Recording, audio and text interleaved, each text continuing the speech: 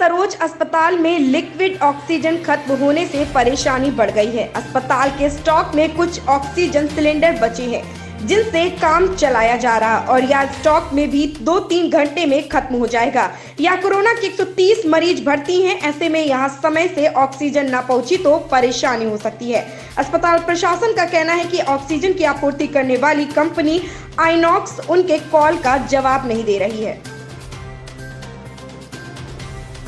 Corona के लगातार बढ़ते मामलों ने अब लोगों के बीच खौफ पैदा कर दिया है। बेड, ऑक्सीजन और दवाइयों की कमी से लोग परेशान हैं। उधर संक्रमितों की संख्या लगातार बढ़ती ही जा रही है।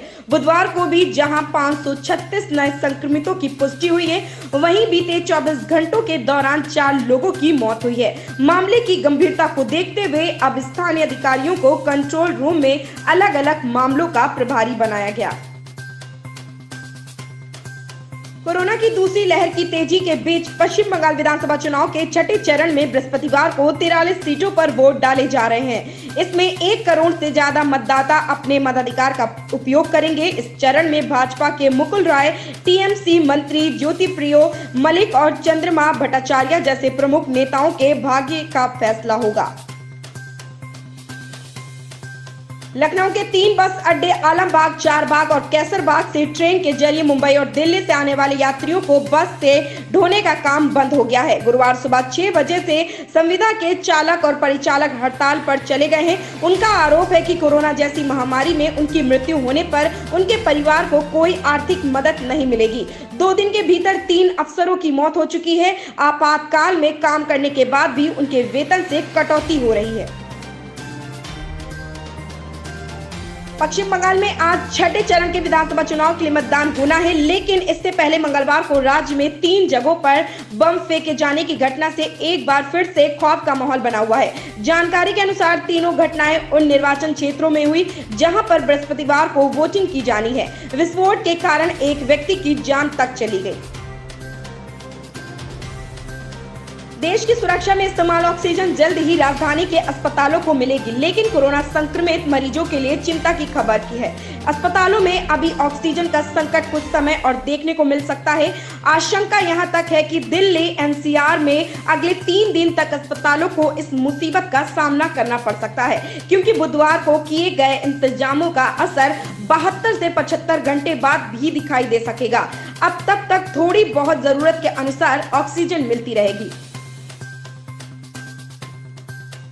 सुप्रीम कोर्ट से चुनावों और रैलियों पर पूरी तरह पाबंदी लगाने की गुहार लगाई गई है। एक जनहित याचिका में कोरोना के बढ़ते संक्रमण का हवाला देते हुए शीर्ष अदालत से यह पाबंदी लगाने की गुहार लगाई गई। एक वकील की तरफ से दाखिल याचिका में कहा गया है कि चुनावी सभाओं में नेताओं और उनके समर्थकों द्वारा गृह मंत्रालय व स्वास्थ्य विभाग के कोरोना संबंधी दिशा निर्देशों का पालन नहीं किया जा रहा। राजनीतिक दलों के नेताओं की बड़ी बड़ी चुनावी सभाओं में हजारों की भीड़ जुट रही है, लेकिन वहां सामाजिक दूरी का पालन नहीं हो रहा।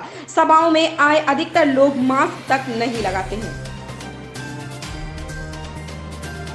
7 महिलाओं सहित भारत के 8 मुक्केबाजों ने पोलैंड के किल्से में चल रही विश्व युवा चैंपियनशिप के फाइनल में जगह बनाई, जो देश के लिए आयु वर्ग की इस प्रतिष्ठित प्रतियोगिता में अभूतपूर्व उपलब्धि है।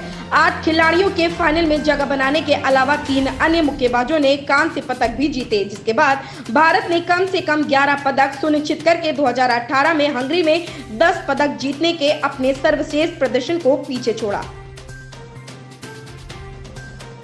3 मैचों में 3 जीत के साथ रॉयल चैलेंजर्स बेंगलोर की टीम आत्मविश्वास से भरी है। विराट कोहली की अगुवाई वाली टीम बृहस्पतिवार को राजस्थान रॉयल के खिलाफ आईपीएल में जीत की लय को बरकरार रखने के इरादे से उतरेगी।